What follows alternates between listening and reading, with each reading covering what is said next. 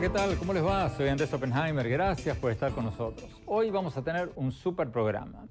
Vamos a empezar hablando sobre la crisis política y económica de Venezuela, que ya ha dejado docenas de muertos y centenares de heridos en los últimos días. Y lo vamos a hacer con tres figuras claves. El secretario general de la Organización de Estados Americanos, Luis Almagro, el presidente de la Asamblea Nacional de Venezuela, Julio Borges, y el funcionario chavista que ocupa el cargo de defensor del pueblo, Tarek William Saab. Y más tarde en el programa vamos a hablar con uno de los máximos artistas de la música rock latinoamericana, Juanes, el ganador de 2 premios Grammys, nada menos que 20 premios Grammy latinos. Como ustedes saben, Juanes es un artista comprometido con la realidad política y social de América Latina y del mundo. Ustedes recuerdan cuando hizo sus famosos conciertos por la paz en Cuba, en Colombia, en Suecia, en varias otras partes. Es un artista talentoso que dice lo que piensa. Y bueno, en este programa nos gusta invitar artistas pensantes, artistas talentosos que dicen lo que piensan, como lo tuvimos, por ejemplo, hace algunas semanas al actor Richard Gere y al tenor Plácido Domingo. Vamos a aprovechar que Juanes está sacando un nuevo álbum, un álbum visual llamado Mis planes son amarte. Vamos a aprovechar para hablar con él sobre varios temas. Vamos a preguntarle sobre la canción que le acaba de dedicar a Venezuela. Le vamos a preguntar cómo ve al presidente Trump en sus primeros 100 días y varias otras cosas.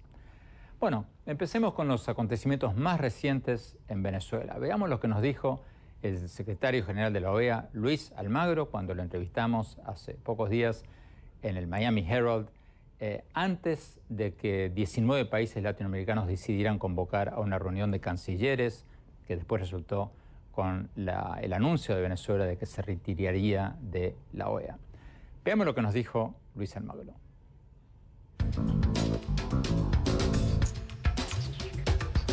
Señor secretario general de la OEA, Luis Almagro, gracias por estar con nosotros. Secretario, el presidente de Venezuela, Nicolás Maduro, ha dicho que entregaría hasta 500.000 armas a milicianos partidarios del gobierno. Usted ha dicho que eso es una acción represiva homicida. Pregunta, ¿las muertes que han habido en las manifestaciones en Venezuela son responsabilidad del presidente de Venezuela para usted? Hay una directa responsabilidad. Uno no puede darle armas a colectivos civiles para que hagan una tarea represiva. No puede exacerbarse esos ánimos con un discurso de odio, de confrontación y de conflicto. Entonces, esto tiene una linealidad en la responsabilidad. Es no solamente el que apretó el gatillo, es el que le dio las armas y el que le dijo que saliera a reprimir en las manifestaciones anteriores y en la de hoy.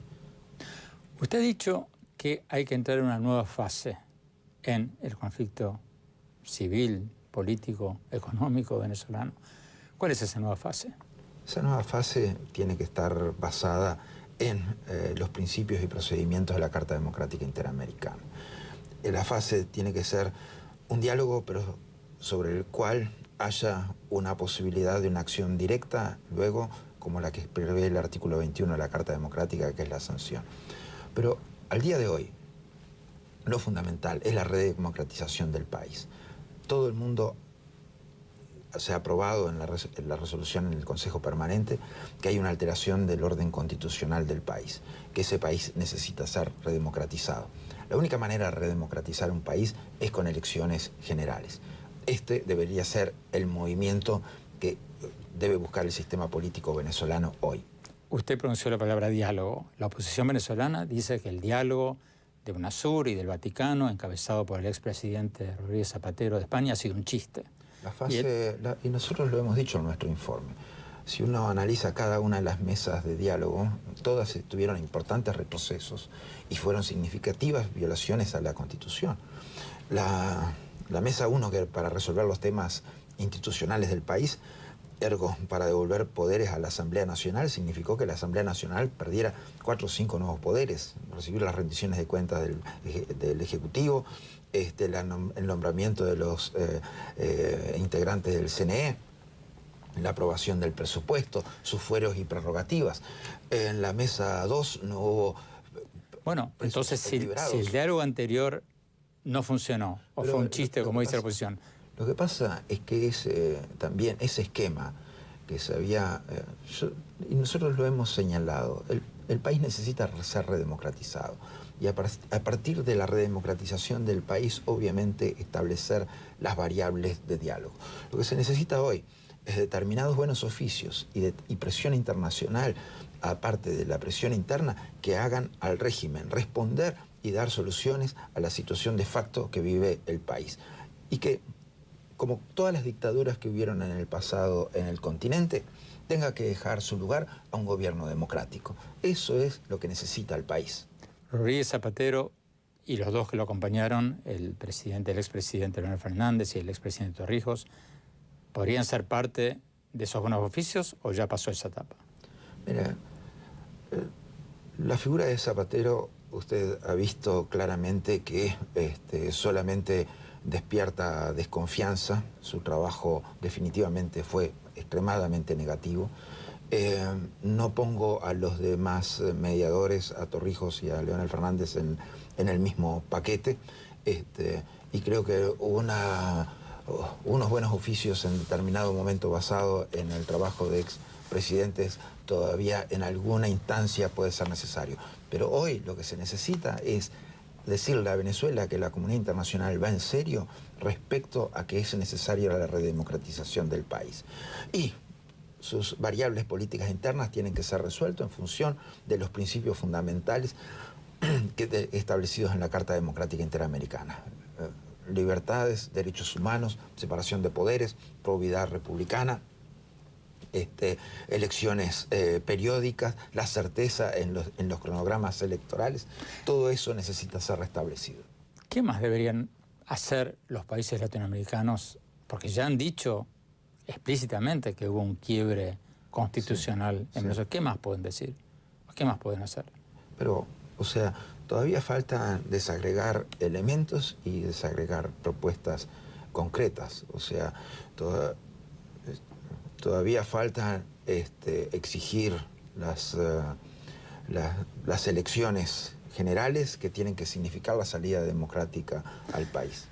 Si el gobierno del presidente Maduro propone elecciones generales el año próximo, como las tendría que haber, ¿eso basta? Porque la oposición va a decir, ya hubo elecciones y nos hicieron trampa.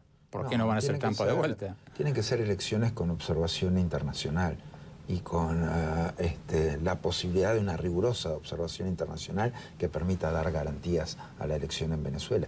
¿No? Eso es crucial en este momento. ¿Va a haber un pedido latinoamericano con propuesta concreta para que haya elecciones con observadores? Evolutivo y constructivo. Usted me dijo qué es lo que falta.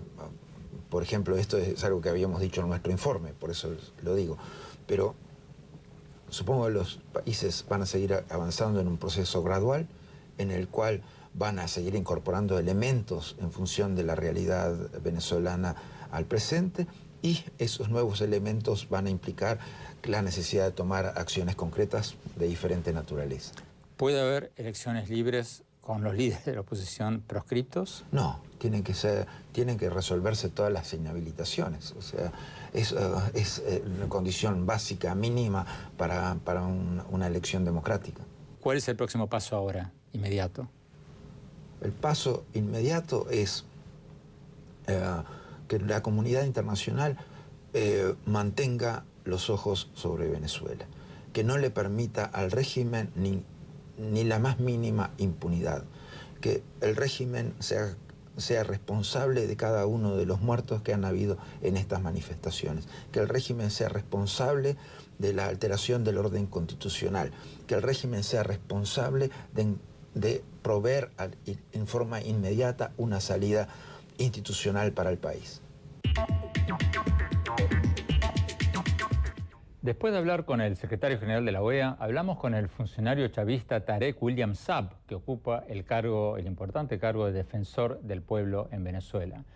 Hablamos con el doctor Saab pocas horas antes de que su hijo, Ibrahim Saab, sorprendiera al mundo con un video denunciando lo que él calificó de la ruptura del orden constitucional en Venezuela, lo que calificó de la brutal represión policial, y pidiéndole a su padre que reflexione sobre su posición actual.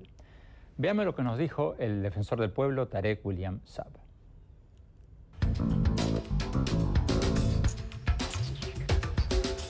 Doctor Tarek William Saab, defensor del pueblo, muchas gracias por estar con nosotros. Ya hay más de 23 muertos y centenares de heridos en las protestas antigubernamentales en Venezuela. El secretario general de la OEA, Luis Almagro, nos acaba de decir que estas muertes son responsabilidad directa del presidente Nicolás Maduro. ¿Cierto o falso?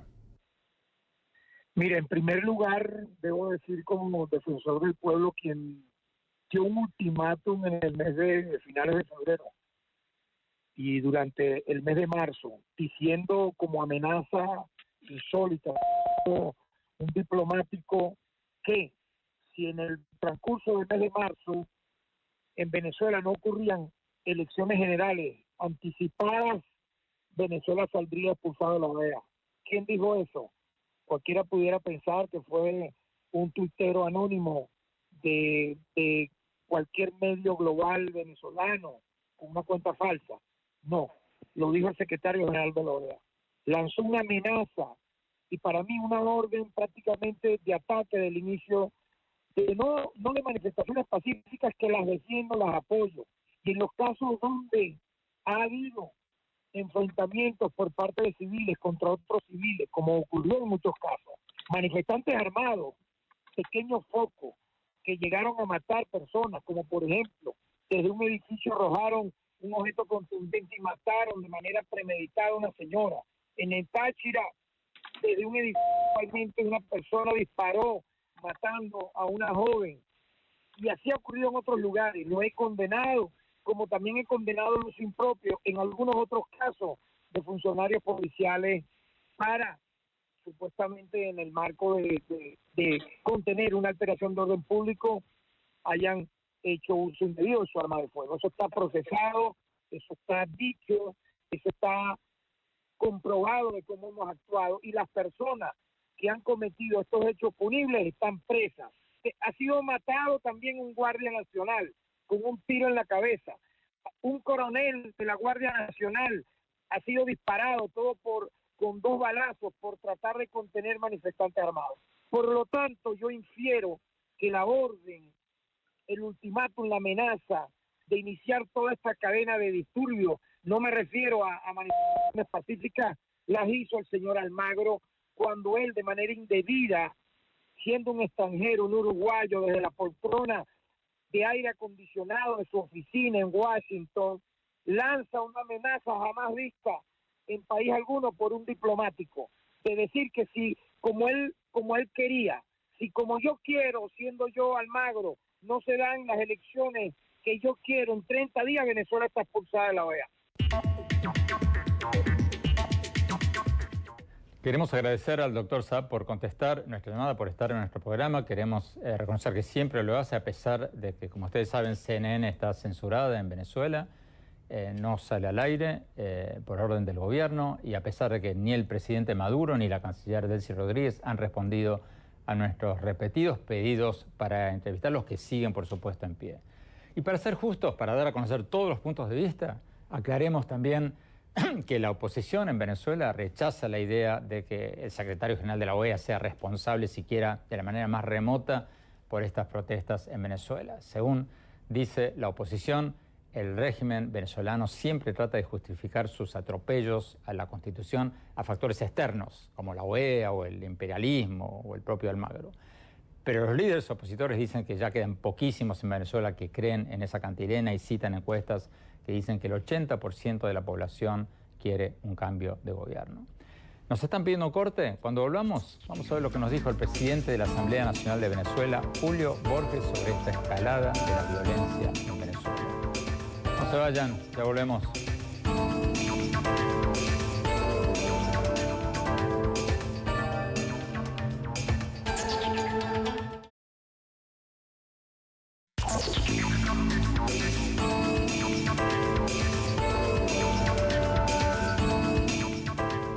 Gracias por seguir con nosotros. Estamos hablando sobre las manifestaciones en Venezuela que ya han dejado docenas de muertos, centenares de heridos y detenidos. Vayamos a Caracas, donde hace pocas horas hablamos con Julio Borges, el presidente de la Asamblea Nacional de Venezuela. Como ustedes saben, la oposición ganó las elecciones para la Asamblea Nacional, el Congreso de Venezuela, por una abrumadora mayoría en las elecciones legislativas del 2015, pero bueno, después el gobierno de Maduro le quitó uno a uno prácticamente todos sus poderes, lo que llevó recientemente a la OEA y a 11 países latinoamericanos, los más grandes, México, Brasil, Argentina, Colombia, Perú, todos los más grandes de la región, a firmar un documento pidiendo que el gobierno de Venezuela restablezca el orden constitucional, libere los presos políticos y devuelva sus poderes a la Asamblea Nacional. Veamos lo que nos dijo el presidente de la Asamblea, Julio Borges.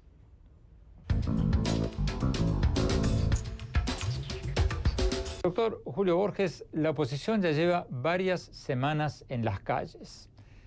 ¿Es sostenible esta movilización? Se lo pregunto porque un artículo en el Financial Times esta semana dice que el tiempo corre a favor del presidente Maduro.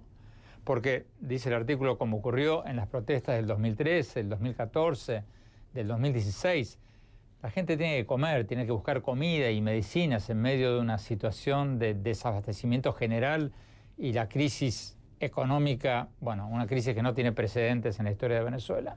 Y el artículo dice que va a ser difícil mantener este nivel de movilización de la oposición en las próximas semanas. ¿Cierto o falso?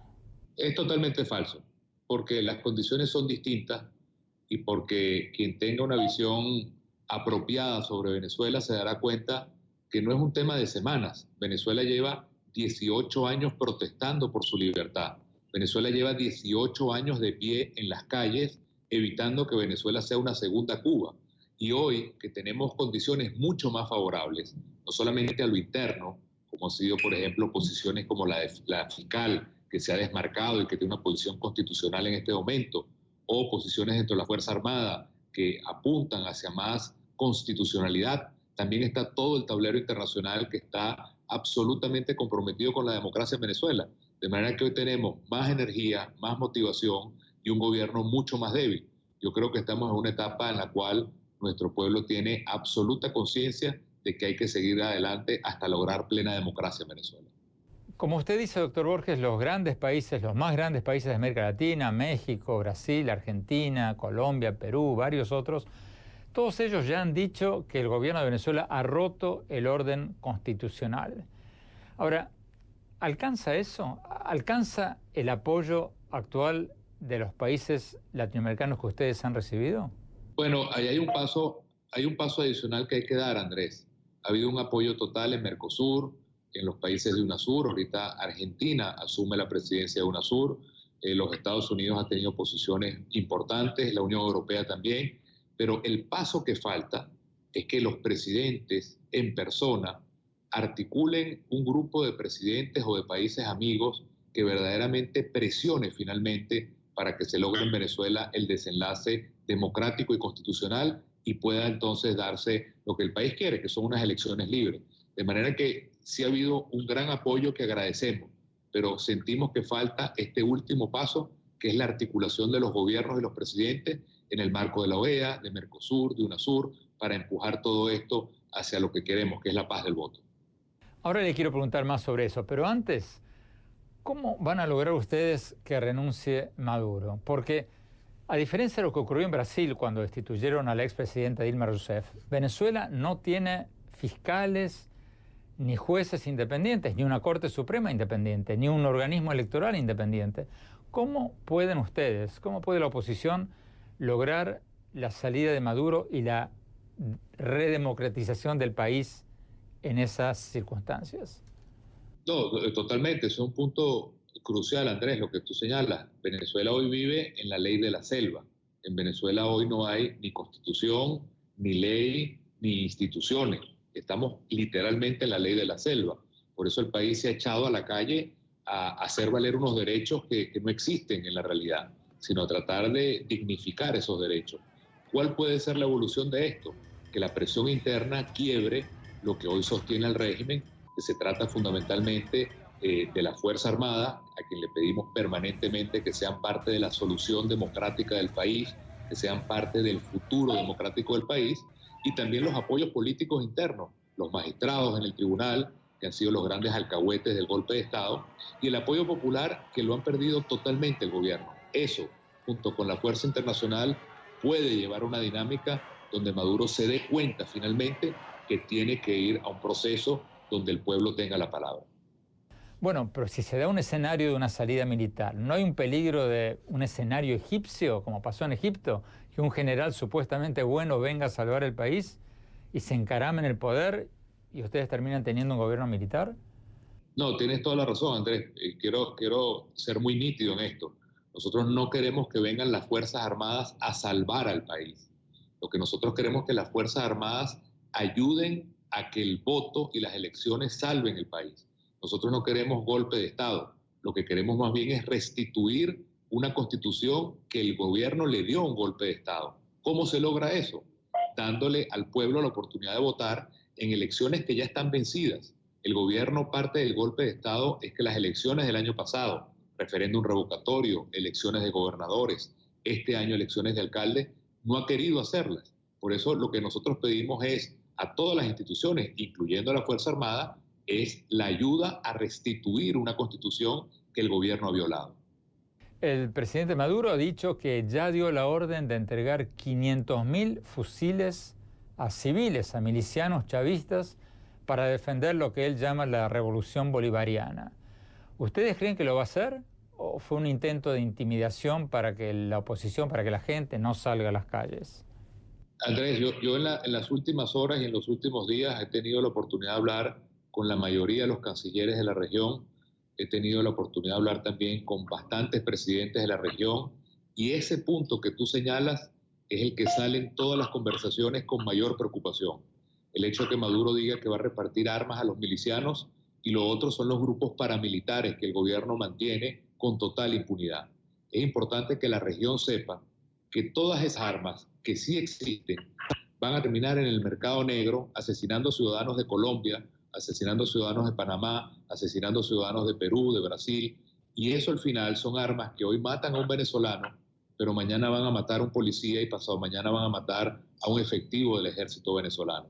De verdad que es uno de los temas más graves que tenemos ahora, porque habla de un Maduro que tiene que recurrir a la fuerza bruta, a los grupos paramilitares, para tratar de defender un gobierno que está totalmente vencido. A ver si lo entiendo. Usted dice que quienes reciben esos fusiles lo que van a hacer es venderlos. Totalmente. En Venezuela existe un mercado de armas, un mercado negro de armas inmenso. Lamentablemente en Venezuela todos los días matan a un militar o a un policía para quitarle las armas y venderlas en el mercado negro. Esa es la historia de siempre estos proyectos que terminan en esta locura armamentista. Tan es así, Andrés, que el presidente Santos envió a la canciller a la ONU para prender las alarmas de lo que significa este proceso de armar milicianos y de armar grupos paramilitares. Es un tema, como te digo, de mayor preocupación de los presidentes y de las cancillerías en la región.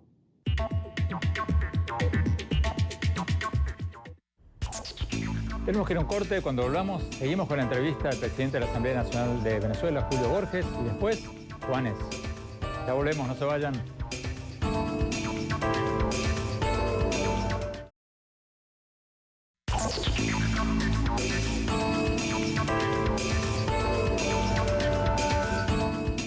Gracias por seguir con nosotros. Seguimos con la entrevista con el presidente de la Asamblea Nacional de Venezuela, Julio Borges. Veamos.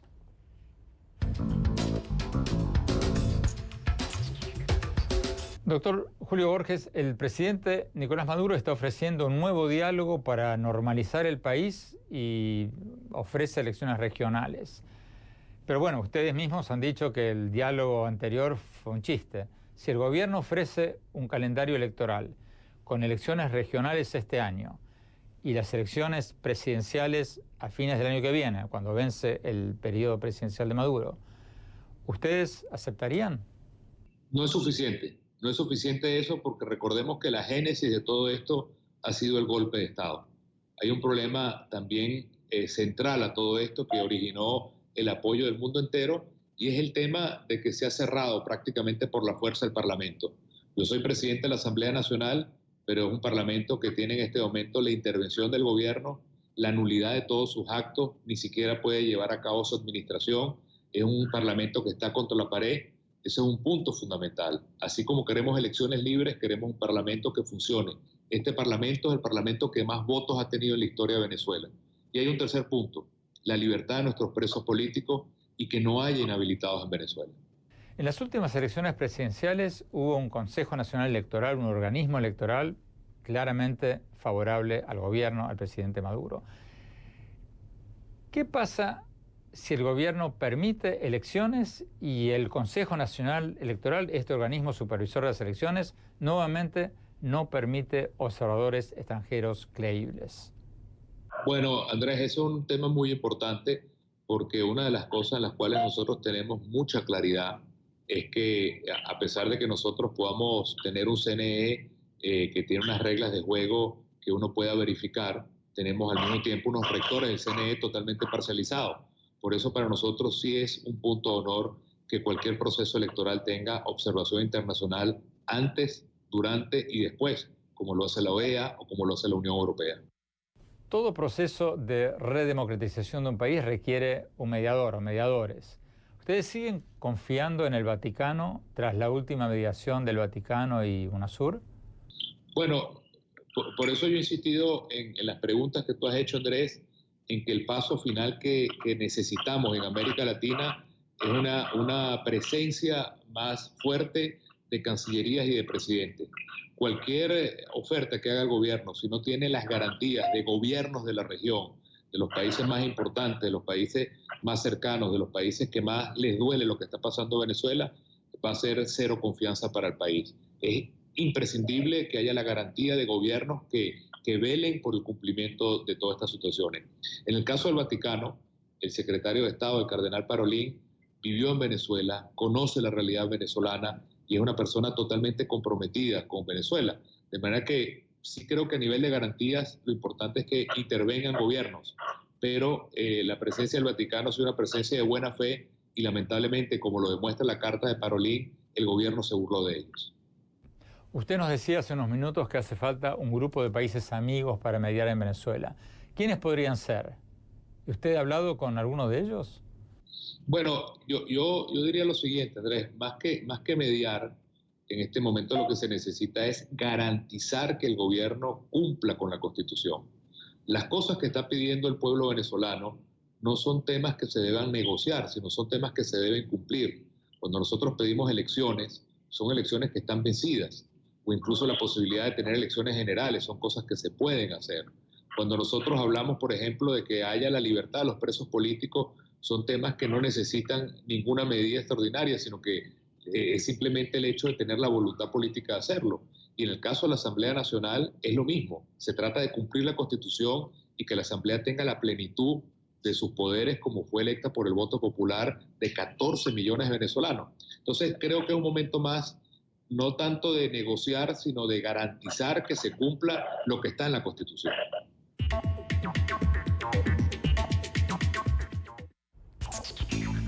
Tenemos que ir a un corte. Cuando volvamos vamos a hablar con Juanes, uno de los grandes del rock latinoamericano.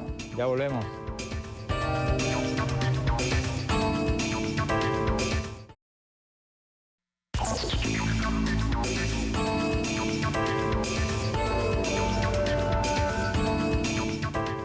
Muchas gracias por seguir con nosotros y muchas gracias a ti, Juanes, por nos tenías abandonado. Hace más de un año que no te veíamos. Aquí estoy, estoy encantado de estar contigo de nuevo. Bueno, estaba trabajando.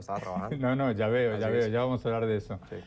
Juanes, para quienes acaban de aterrizar de Marte y no están familiarizados con los últimos éxitos de Juanes, bueno, Juanes, una de las máximas estrellas del rock latinoamericano, ganó 2 premios Grammys, 20 premios Grammy latinos, tiene nada menos que 12 millones de seguidores en Twitter, qué envidia, y casi 9 millones de seguidores en Facebook. Juanes, antes de hablar de tu nuevo álbum visual, y quiero que me expliques después qué es eso de un álbum visual, vi que dedicaste una canción a Venezuela el 19 de abril, el día de las protestas, la mega protesta opositora en Venezuela. ¿Qué fue eso? Bueno, para mí Venezuela es un país muy importante. Yo creo que la primera vez que yo salí de Colombia, incluso fui a Caracas al Festival de Nuevas Bandas. Entonces es un país que siempre me dio la mano. Yo recorría Venezuela en carro, literalmente. Íbamos de ciudad en ciudad y siento muchísimo cariño, tengo muchísimos amigos venezolanos. Y obviamente, pues desde el principio, desde que todo esto comenzó, he estado siempre siguiendo en silencio como este proceso tan duro, tan difícil.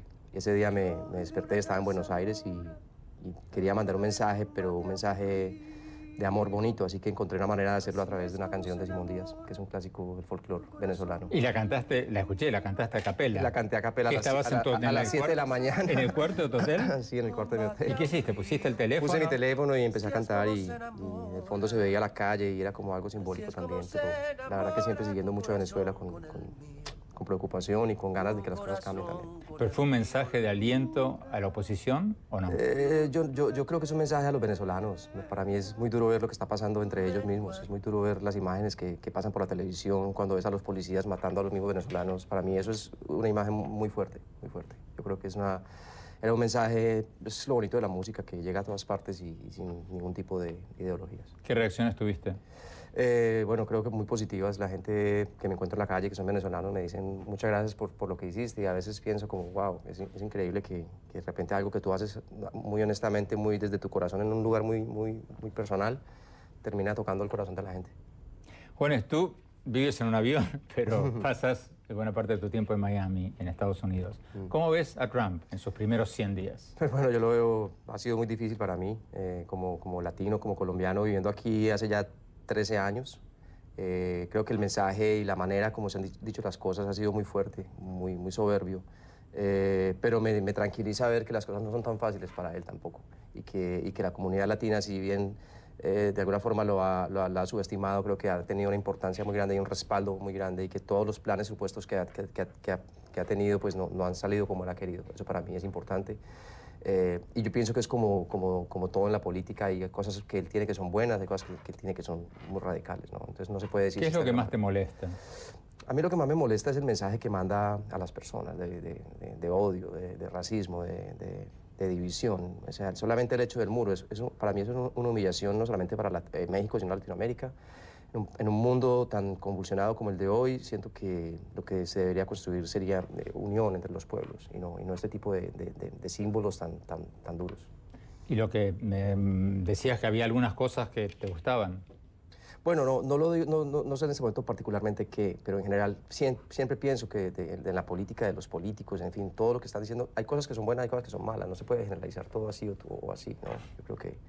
Pero para mí es muy difícil sentarme en la televisión a ver las noticias con mis hijas y a ver estos mensajes que él manda. Para mí, tengo que explicarles a ellos, a mis hijos, que eso no está bien, que eso no es lo correcto, que eso no es triunfar, que eso no es tener éxito. Acaba de sacar un álbum visual. Ahora quiero que me expliques qué es eso. Algo muy innovador, llamado Mis planes son amarte.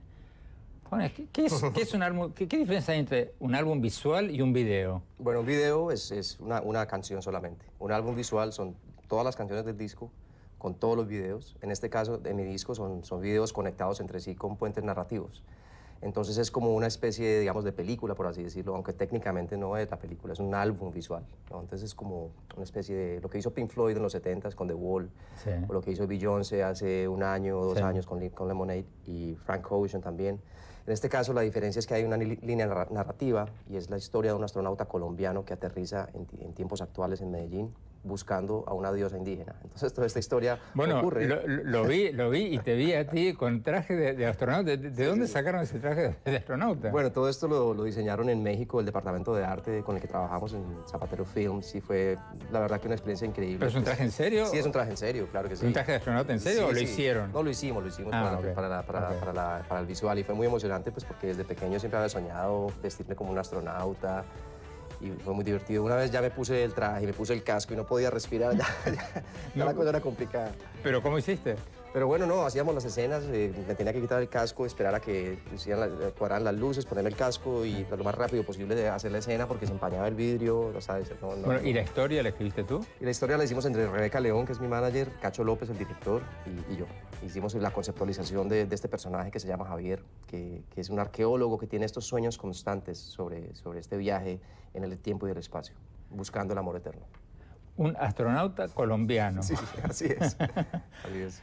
¿Esto qué es? ¿Es un disco que está a la venta? Sí, el álbum sale con las 12 canciones, los 12 videos, y está a la venta ya, exactamente.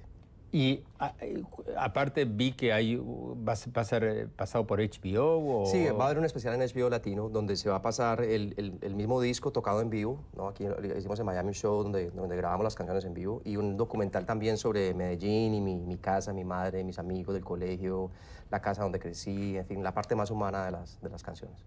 Juanes, ¿por dónde ves tu futuro, el futuro de la música? Recién en el corte estábamos hablando de un tema que nos apasiona a ambos, que son los robots y la automatización, y todo eso cómo beneficia y amenaza nuestros trabajos.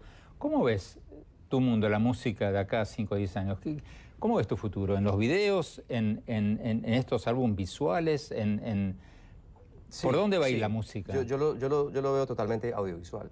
Hoy en día consumimos la música en las tabletas, en los teléfonos, cada vez más. Hay plataformas digitales como Spotify, como Deezer, que consumes la música cuando tú quieres, a la hora que quieres. Obviamente la radio y la televisión siempre van a ser muy importantes y unas patas de la mesa muy claves, pero cada vez hay más forma de consumir la música de muchas diferentes maneras. Y yo siento que la parte visual es clave, ¿no? Hace unos meses estuvimos en el programa Andrea Bocelli. Y nos dijo algo, a mí por lo menos me sorprendió, me pareció una cosa muy inteligente. Me dijo, hay una saturación de música que nos está anestesiando el oído. Sí. Vamos a un restaurante, boom, boom, boom, o sea, nos atropellan con música. Hasta en el dentista tenemos música, en el auto tenemos música. Entonces él dice que tanta música nos está anestesiando el oído y nos está impidiendo apreciar la buena música. Sí. ¿Estás de acuerdo con eso? Sí, a mí me pasa algo, digamos, similar. Es que la música hoy en día se consume tan rápido y tan digamos, efímeramente, que pierde la importancia, el valor de la obra. Es decir, hoy en día ni siquiera ya la gente hace discos. Ya es canción por canción, la canción dura 3 meses, chao, hasta luego, y la próxima canción, y sacas canciones cada mes, cada 2 meses.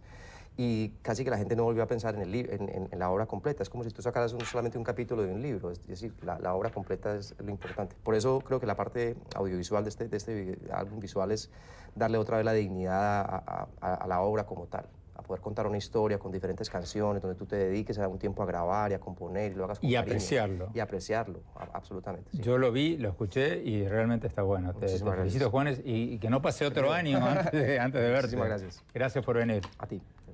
Vamos a un corte y mis conclusiones sobre lo que hablamos hoy sobre Venezuela. Ya volvemos.